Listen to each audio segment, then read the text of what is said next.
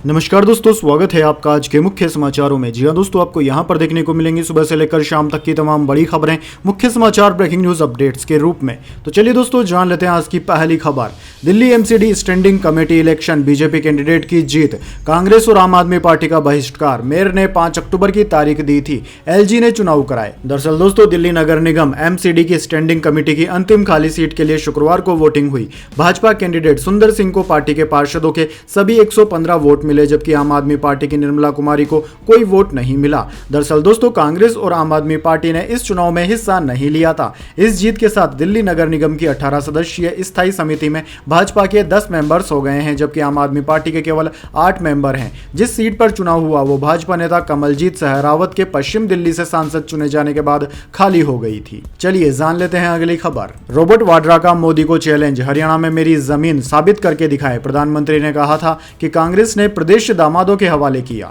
जी हां दोस्तों, हरियाणा में विधानसभा चुनाव के लिए रैली के दौरान प्रधानमंत्री नरेंद्र मोदी के एक बयान पर कांग्रेस नेता प्रियंका गांधी के पति रॉबर्ट वाड्रा ने पलटवार किया है। रॉबर्ट वाड्रा ने प्रधानमंत्री को चुनौती देते हुए कहा कि साबित कीजिए कि मेरी कोई जमीन हरियाणा में है या मैंने कोई गलत काम किया है। वे साबित नहीं कर सकते क्योंकि मैंने कोई गलत काम नहीं किए हैं। दरअसल दोस्तों, बुधवार को प्रधानमंत्री मोदी ने हरियाणा के गोहाना में एक चुनावी रैली को संबोधित किया था। इस रैली में उन्होंने भ्रष्टाचार के मुद्दे पर बोलते हुए कहा था कि कांग्रेस ने हरियाणा को दलालों और दामादों के हवाले कर दिया था। आज जो नए वोटर हैं उन्हें नहीं पता होगा कि 10 साल पहले हरियाणा को कैसे लूटा गया था। इसी पर रॉबर्ट वाड्रा ने जवाब दिया है। चलिए दोस्तों, जान लेते हैं अगली खबर। कुमारी शैलजा ने फिर सीएम पद पर ठोका दावा, हरियाणा में बने दलित मुख्यमंत्री। जी हां दोस्तों, हरियाणा में कांग्रेस सत्ता में वापसी के लिए पूरा जोर लगा रही है। इसी बीच दोस्तों, कांग्रेस की सांसद कुमारी शैलजा ने कहा है कि कांग्रेस में दलित समाज का सीएम हो सकता है। दलित समाज की यह मांग भी है। समय के मुताबिक बदलाव भी आता है। राहुल गांधी भी दलित समाज को आगे लाना चाहते हैं। कांग्रेस के सीएम चेहरे का चयन हाईकमान करेगा। दरअसल दोस्तों, सिरसा से सांसद शैलजा ने शुक्रवार को कंताउली में प्रचार किया। उन्होंने कांग्रेस उम्मीदवार शिषपाल कहरावाल के पक्ष में जनसभा की। इस दौरान मीडिया से बातचीत में उन्होंने कहा कि हरियाणा में बीजेपी का सफाया हो चुका है, कांग्रेस बहुमत से सरकार बना रही है। उन्होंने कहा कि मेरे खून में कांग्रेस है, मरते दम तक कांग्रेस में ही रहूंगी। बीजेपी इस तरह के हथकंडे अपनाती है। लोग बीजेपी की कुनीतियों से तंग आ चुके हैं। चलिए आगे बढ़ते हैं। रेलवे ने कर दिया इंतजाम, इस बार छठ और दिवाली पर सबको मिलेगा कंफर्म टिकट। यूपी बिहार के लिए चलेगी स्पेशल वंदे भारत ट्रेनें। जी हां दोस्तों, दिवाली छठ के आते ही ट्रेनों में भीड़ बढ़ जाती है। खासकर यूपी बिहार जाने वाली ट्रेनों में टिकट मिल पाना मुश्किल हो जाता है। इस रूट पर चलने वाली ट्रेनों में टिकटों की मारामारी और यात्रियों की बढ़ती संख्या को नियंत्रित करने के लिए रेलवे ने इस बार दोस्तों कमर कस ली है। रेलवे ने इस साल दिवाली छठ पर होने वाली भीड़ को निपटने के लिए वंदे भारत स्पेशल ट्रेन चलाने का फैसला किया है। दिवाली छठ पर होने वाली भीड़ को नियंत्रित करने के लिए रेलवे ने स्पेशल वंदे भारत ट्रेन चलाने का ऐलान भी कर दिया है। वैसे दोस्तों, रेलवे विभाग का यह फैसला आपको कैसा लगा कमेंट बॉक्स में जरूर बताएं, और आप कौन से रूट पर चाहते हैं कि ट्रेनें स्पेशल चलाई जानी चाहिए। चलिए जान लेते हैं अगली खबर। दिल्ली की एयर क्वालिटी पर सुप्रीम कोर्ट बोला, हालात इमरजेंसी जैसे हो गए। सरकार की दलील, 10,000 फैक्ट्रियां बंद करने को कहा। कोर्ट ने कहा आपका काम कागजों में है।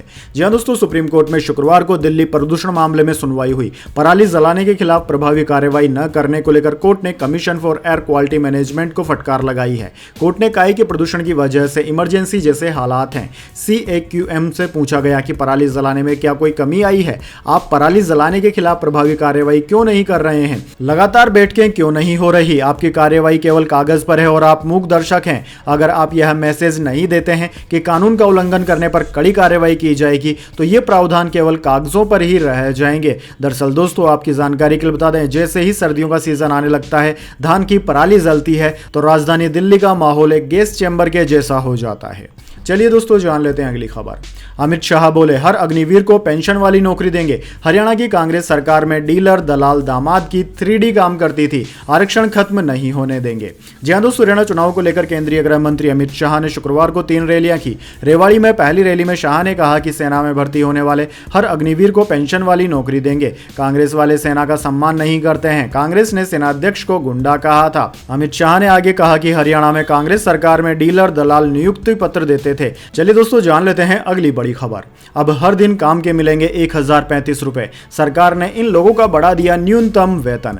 जी हाँ दोस्तों, केंद्र सरकार ने वेरिएबल डियरनेस अलाउंस में बदलाव करते हुए श्रमिकों के लिए न्यूनतम मजदूरी दर बढ़ाकर 1035 रुपए प्रतिदिन तक करने के ऐलान कर दिया है। श्रम मंत्रालय के बयान में कहा गया है कि इस कदम का उद्देश्य जीवन यापन की बढ़ती लागत से पार पाने में श्रमिकों की मदद करना है। संशोधन के बाद निर्माण, साफ सफाई, सामान उतारने और चढ़ाने जैसे अकुशल काम में लगे श्रमिकों के लिए क्षेत्र ए में न्यूनतम मजदूरी दर 783 रुपए प्रतिदिन यानी कि 20,358 रुपए प्रति माह होगी। अर्धकुशल श्रमिकों के लिए न्यूनतम मजदूरी दर 868 रुपए प्रतिदिन होगी और कुशल, लिपिक या बिना हथियार वाले चौकीदार या गार्ड के लिए 954 रुपए प्रतिदिन होगी। अत्यधिक कुशल यानी कि हाईली स्किल्ड और हथियारों के साथ चौकीदारी या गार्ड का काम करने वाले लोगों के लिए न्यूनतम वेतन दर 1035 रुपए प्रतिदिन यानी कि मंथ के हिसाब से देखा जाए तो 26,910 रुपए प्रति माह होगी। इससे कम वेतन देना अपराध की श्रेणी में माना जाता है।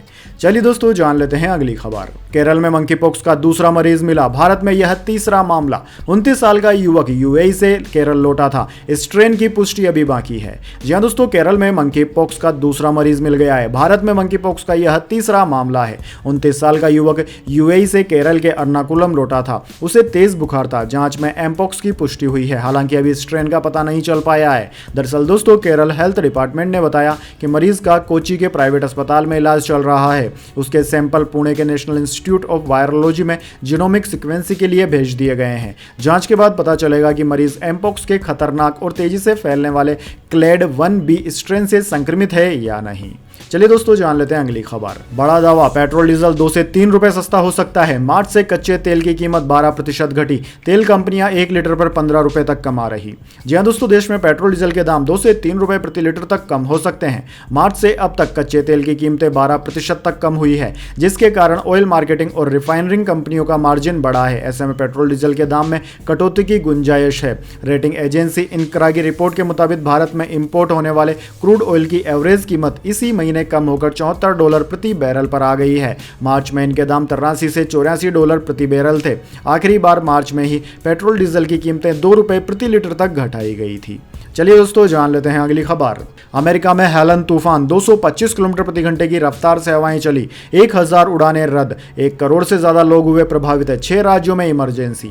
जी हाँ दोस्तों, अमेरिका में शुक्रवार को हेलन चक्रवात से 12 राज्यों में 5 लोगों की मौत हो गई। कई लोग घायल हो गए हैं। इससे 1 करोड़ 20 लाख लोग प्रभावित हो चुके हैं। अमेरिका के Florida, Georgia, north Carolina, south Carolina, Virginia और अल्बामा में इमरजेंसी घोषित कर दी गई है। दोस्तों, इससे इन राज्यों में 1000 से ज्यादा फ्लाइट्स को रद्द करना पड़ा। वहीं 4000 से ज्यादा फ्लाइट्स पर असर पड़ा है। हेलन चक्रवात शुक्रवार की सुबह फ्लोरिडा के तट से टकराया था। तब 225 किलोमीटर प्रति घंटे की रफ्तार से हवाएं चल रही थी। चलिए दोस्तों जान लेते हैं अगली खबर। आधार कार्ड और पैन कार्ड यूजर्स के हित में सरकार का बड़ा फैसला, ब्लॉक कर दी कई सारी वेबसाइटें। जी हां दोस्तों, केंद्र सरकार ने एक बड़ा फैसला लेते हुए भारतीय नागरिकों के आधार और पैन कार्ड डिटेल समेत संवेदनशील व्यक्तिगत पहचान योग्य जानकारी को उजागर करने वाली कुछ वेबसाइट्स को ब्लॉक कर दिया है।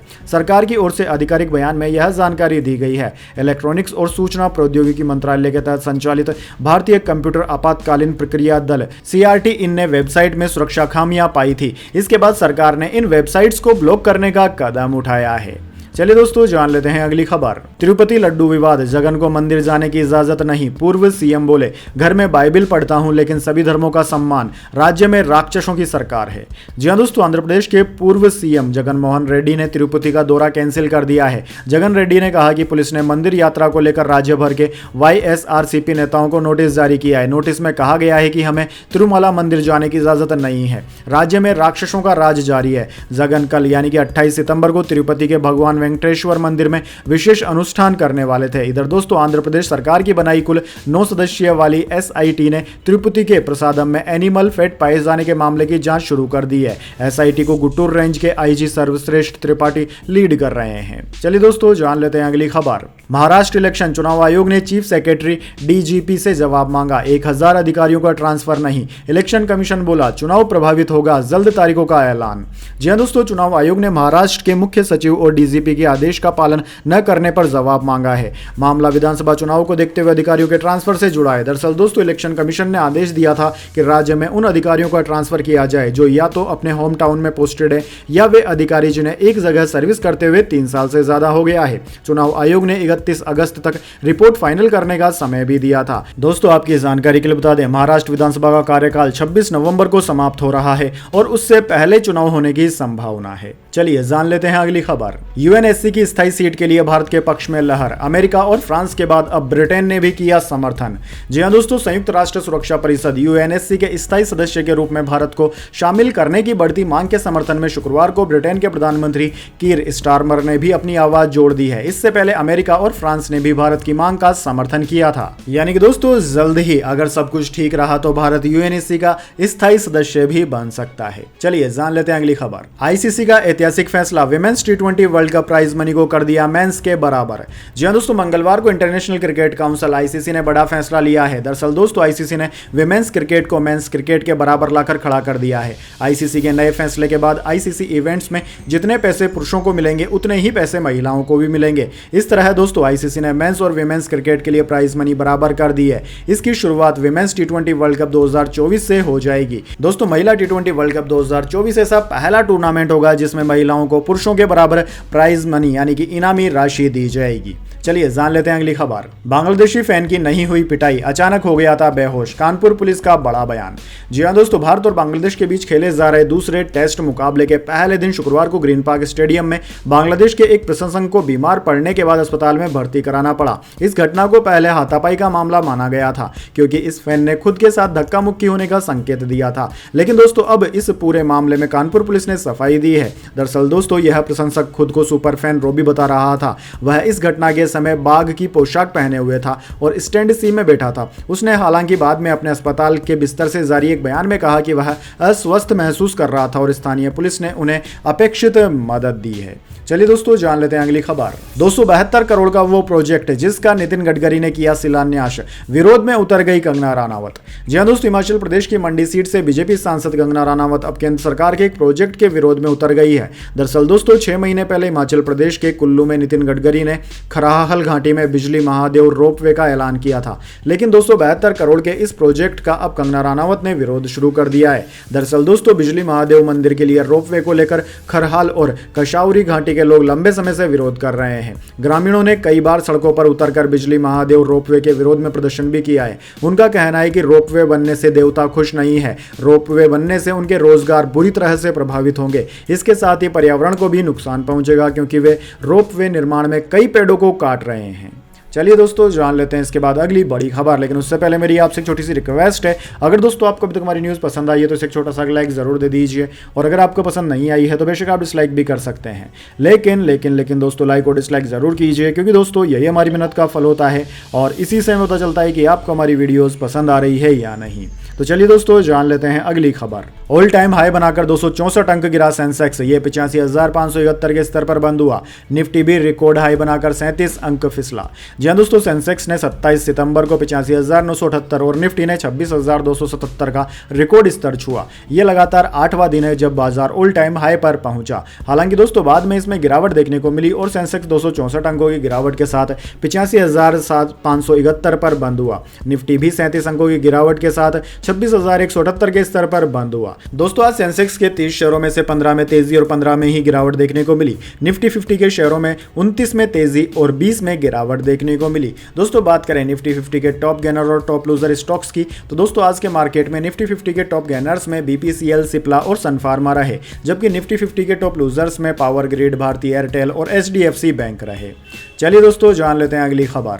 सोना और चांदी की कीमतों में आज गिरावट। सोने का भाव 110 रुपए गिरकर 75,640 पर आया। चांदी 1,074 रुपए सस्ती होकर 91,448 पर आई। जी हां दोस्तों, सोने चांदी की कीमतों में आज गिरावट देखने को मिली। Indian bullion and jeweller association की वेबसाइट के अनुसार 10 ग्राम 24 कैरेट सोने का भाव 110 रुपए गिरकर 75,640 रुपए पर आ गया। इससे पहले दोस्तों गुरुवार को इसके दाम 75,750 रुपए प्रति 10 ग्राम थे। वहीं दोस्तों चांदी की कीमत में भी आज गिरावट रही। ये 1,074 रुपए सस्ती होकर 91,448 रुपए प्रति किलोग्राम पर आ गई। इससे पहले चांदी 92,522 रुपए पर थी। दोस्तों इस साल चांदी 29 मई को अपने ऑल टाइम हाई 94,280 रुपए प्रति किलोग्राम पर पहुंच चुकी है। चलिए दोस्तों जान लेते हैं अगली खबर। सीएम सिद्धारमैया के खिलाफ लैंड स्कैम में एफआईआर। स्पेशल कोर्ट ने लोकायुक्त को कार्रवाई के निर्देश दिए थे। हाई कोर्ट ने भी जांच करने को कहा था। जी हां दोस्तों, कर्नाटक सीएम सिद्धारमैया के खिलाफ लोकायुक्त पुलिस ने शुक्रवार 27 सितंबर को मैसूरू शहरी विकास प्राधिकरण घोटाले मामले में एफआईआर दर्ज कर ली है। कर्नाटक के एक स्पेशल कोर्ट ने लोकायुक्त टीम को जांच का जिम्मा सौंपा है। दरअसल दोस्तों, कर्नाटक गवर्नर थावर चंद गहलोत ने 16 अगस्त को इस घोटाले में सिद्धारमैया के खिलाफ जांच के आदेश दिए थे। सिद्धारमैया इसके खिलाफ हाई कोर्ट गए, लेकिन 24 सितंबर को अदालत ने भी कहा कि जांच का आदेश सही है, यह होनी चाहिए। चलिए दोस्तों, जान लेते हैं अगली खबर। उत्तर प्रदेश में स्कूल की तरक्की के लिए बच्चे की हत्या, मालिक का तांत्रिक पिता गिरफ्तार, शव को कार में डालकर ठिकाने लगाने जा रहा था। जी हाँ दोस्तों, यूपी के हाथरस में एक स्कूल की तरक्की के लिए 11 साल के छात्र की हत्या करने का मामला सामने आया है। पुलिस के मुताबिक स्कूल के मैनेजर स्कूल मालिक के पिता ने इस वारदात को अंजाम दिया। मैनेजर का पिता तांत्रिक है, उसका मानना था कि बच्चे की बलि देने से स्कूल की तरक्की होगी। चलिए दोस्तों, जान लेते हैं अगली खबर। कानपुर टेस्ट के पहले दिन बांग्लादेश 107 रन 3 विकेट के नुकसान पर, बारिश के कारण 35 ओवर ही फेंके गए। आकाशदीप ने 2 विकेट लिए। जी हाँ दोस्तों, बांग्लादेश ने भारत के खिलाफ खेले जा रहे दूसरे मुकाबले के पहले दिन 3 विकेट खोकर 107 रन बना लिए। शुक्रवार को मुकाबले के पहले दिन कानपुर में तेज बारिश के कारण खेल जल्दी खत्म कर दिया गया। सिर्फ 35 ओवर का ही खेल हो सका। दरअसल दोस्तों, आपको बता दें, एक दिन में 90 ओवर फेंके जाते हैं। खराब रोशनी के कारण दूसरे सेशन के दौरान खेल रोक दिया गया था। फिर कुछ देर बाद बारिश भी शुरू हो गई। इसके बाद स्टंप्स कर दिया गया। मोमिनुल उल हक 40 और मुशफिकुर रहीम 6 रन बनाकर नॉट आउट लौटे। चलिए दोस्तों, जान लेते हैं अगली खबर। तारक मेहता मेकर्स पर भड़की पलक सिंधवानी, मानसिक प्रताड़ना का लगाया आरोप, बोली शो छोड़ने नहीं दे रहे। जी हाँ दोस्तों, तारक मेहता का उल्टा चश्मा शो में सोनू भिंडे का किरदार निभा रही पलक सिंधवानी ने मेकर्स पर मानसिक उत्पीड़न का आरोप लगाया है। उनका कहना है कि वे शो छोड़ना चाहती हैं, लेकिन उन्हें ऐसा करने नहीं दिया जा रहा। इसके अलावा पलक ने उन खबरों को भी बेबुनियाद बताया है जिसमें कहा जा रहा था कि कॉन्ट्रैक्ट तोड़ने पर उन्हें नोटिस जारी किया गया है। हालांकि नीला फिल्म्स प्रोडक्शन का कहना है कि उनकी तरफ से एक्ट्रेस को नोटिस भेजा गया है। चलिए दोस्तों, जान लेते हैं अगली खबर। कामिंडू मेंडिस के 13 पारियों में 1000 रन पूरे, ब्रैडमैन की बराबरी की। गाल टेस्ट में 3 श्रीलंकन प्लेयर्स के शतक, न्यूजीलैंड 22 पर 2। जी हाँ दोस्तों, न्यूजीलैंड और श्रीलंका के बीच टेस्ट सीरीज का दूसरा मुकाबला भी गाल में ही खेला जा रहा है। मुकाबले के दूसरे दिन श्रीलंका के कामिंडू मेंडिस ने 182 रन की नॉट आउट पारी खेली। इसी के साथ उन्होंने टेस्ट में 1000 रन भी पूरे कर लिए। दरअसल दोस्तों, कामिंडू अपने करियर की 13वीं पारी ही खेल रहे हैं। वह सबसे कम पारियों में 1000 टेस्ट रन बनाने वाले प्लेयर्स में ऑस्ट्रेलिया के डॉन ब्रैडमैन की बराबरी पर पहुंच गए हैं। दोस्तों, कामिंडू के अलावा श्रीलंका के कुशल मेंडिस और दिनेश चांदीमल ने भी शतक लगाए। वहीं दोस्तों, 3 प्लेयर्स ने 40 प्लस के रन स्कोर किए। बैटर्स के दमदार प्रदर्शन से श्रीलंका ने दूसरे दिन के तीसरे सेशन में 602 रन 5 विकेट के नुकसान पर अपनी पारी को डिक्लेयर कर दिया। चलिए जान लेते हैं इसके बाद अगली खबर। तालिबान बोला, अफगानिस्तान में महिलाओं से भेदभाव नहीं होता, उन्हें सारे अधिकार मिले। हॉलीवुड एक्ट्रेस ने कहा था, गिलहरी और बिल्लियां अफगानिस्तान की महिलाओं से ज्यादा आजाद हैं। दरअसल दोस्तों, तालिबान ने चर्चित हॉलीवुड अभिनेत्री मैरिल स्ट्रीप के अफगान महिलाओं को लेकर दिए गए बयान पर पलटवार किया है। तालिबान ने कहा है कि अफगानिस्तान में महिलाओं के साथ किसी भी तरह का भेदभाव नहीं होता है। ऐसे आरोप लगाना बेतुका है। तालिबानी प्रवक्ता हमदुल्ला फितरत ने कहा कि अफगानिस्तान में महिलाओं के मानवाधिकारों की रक्षा की जाती है, किसी के साथ भेदभाव नहीं किया जाता। कुछ महिलाएं तालिबान के खिलाफ दुष्प्रचार करती हैं। चलिए दोस्तों, जान लेते हैं अगली खबर। सेबी के अकाउंट्स की जांच करेगी पार्लियामेंट्री कमेटी। फाइनेंस मिनिस्ट्री आज पीएससी को सेबी के अकाउंट्स की डिटेल सबमिट करेगी। जी दोस्तों, parliamentary committee accounts committee PSC security exchange board of India यानी कि सेबी के अकाउंट्स की डिटेल जांच करेगी। कमेटी फाइनेंशियल ईयर 2022-23 और फाइनेंशियल ईयर 2023-24 के सेबी के अकाउंट्स का रिव्यू करेगी। दरअसल दोस्तों, यह पहली बार है कि पीएससी ने सेबी के फाइनेंशियल परफॉर्मेंस की जांच की जरूरत महसूस की है। कांग्रेस के senior leader KC. Venugopal public accounts committee के प्रमुख हैं। इस कमेटी में एनडीए और विपक्ष दोनों दलों के नेता शामिल हैं। चलिए दोस्तों, जान लेते हैं अगली खबर। सलमान खान की एक्स को सोनू निगम ने दिया धोखा। सोमी अली बोली, मैं उनका सम्मान करती थी, नहीं पता था फायदा उठाएंगे। जी हाँ दोस्तों, एक्ट्रेस सोमी अली ने अपने इंस्टाग्राम पर एक वीडियो शेयर किया है जिसमें उन्होंने सिंगर सोनू निगम पर धोखा देने का आरोप लगाया है। हालांकि उन्होंने वीडियो में सीधे सोनू निगम का नाम नहीं लिया, लेकिन कैप्शन में उन्हें टैग करते हुए काफी कुछ लिखा। सोमी लिखती है कि मैं उनकी बहुत इज्जत करती थी, लेकिन मुझे नहीं पता था कि वो मेरे साथ ऐसा करेंगे। दोस्तों, आपकी जानकारी के लिए बता दें, सोमी अली का नाम सलमान खान के साथ भी जोड़ा जा चुका है। सोमी अली ने वीडियो में बताया कि मैंने कुछ साल पहले एक टॉक शो शुरू किया था जिसमें कुछ लोगों के इंटरव्यू लिए थे। इस शो में मैंने एक व्यक्ति से बात की थी जो बहुत ही ज्ञान की बातें कर रहे थे। वो मेरे शो में उस वक्त आए थे जब हमारे पास कोई बजट नहीं था, जिस कारण मैं उनका बहुत सम्मान करती थी। इसके बाद सोमी अली ने कहा कि लंदन में कोई प्रोजेक्ट पाने के लिए जब मैंने उनसे बात करने की कोशिश की तो उन्होंने मुझे इग्नोर कर दिया। उस वक्त मुझे यकीन नहीं हुआ कि कोई ऐसा कैसे कर सकता है। चलिए दोस्तों, जान लेते हैं अगली खबर। एनएसई ने T+0 सेटलमेंट साइकिल लागू करने का फैसला टाला। 28 मार्च को ऑप्शनल बेसिस पर 25 शेयरों के लिए शुरू हुआ था सेम डे सेटलमेंट। जी हां दोस्तों, नेशनल स्टॉक एक्सचेंज ने कैपिटल मार्केट सेगमेंट में T+0 सेटलमेंट साइकिल को लागू करने का फैसला अगले नोटिस तक टाल दिया है। दरअसल दोस्तों, एनएसई ने 27 सितंबर को कहा कि अब यह कब लागू किया जाएगा इसके लिए अलग से सर्कुलर जारी किया जाएगा। इस सेटलमेंट साइकिल के तहत ट्रेड उसी दिन सेटल होता है जिस दिन इसका ऑर्डर प्लेस होता है, यानी कि जिस दिन शेयर्स को बेचा जाता है पूरा पैसा उसी दिन अकाउंट में क्रेडिट हो जाता है। दोस्तों, इससे पहले market regulator security and exchange board of India ने 28 मार्च से स्टॉक मार्केट में ऑप्शनल बेसिस पर T+0 सेटलमेंट लागू किया था। तो दोस्तों, यह थी आज की तमाम बड़ी खबरें। इसके बाद दोस्तों बारी आती है आज के माइंड क्विज क्वेश्चन की। जी हां दोस्तों, एक आसान से सवाल का जवाब देकर आप जीत सकते हैं एक सरप्राइज गिफ्ट हमारे YouTube चैनल की ओर से। तो दोस्तों, आज का सवाल आपकी स्क्रीन पर आ चुका है। भारत के पहले गृह मंत्री का नाम क्या है? जी हां दोस्तों, अगर आप जानते हैं भारत के स्वतंत्र भारत के पहले गृह मंत्री कौन थे तो जल्दी से उनका नाम कमेंट बॉक्स में लिख दीजिए। अगर दोस्तों आपका जवाब होता है एकदम सही और आप चुन जाते हैं लकी विजेता के रूप में तो आपको मिल सकता है एक सरप्राइज गिफ्ट हमारे YouTube चैनल की ओर से। तो दोस्तों जल्दी से अपना उत्तर कमेंट बॉक्स में लिख दीजिए, वीडियो को लाइक कर लीजिए और चैनल को सब्सक्राइब करके बेल आइकन भी दबा लीजिए। धन्यवाद। वंदे मातरम। जय हिंद, जय भारत।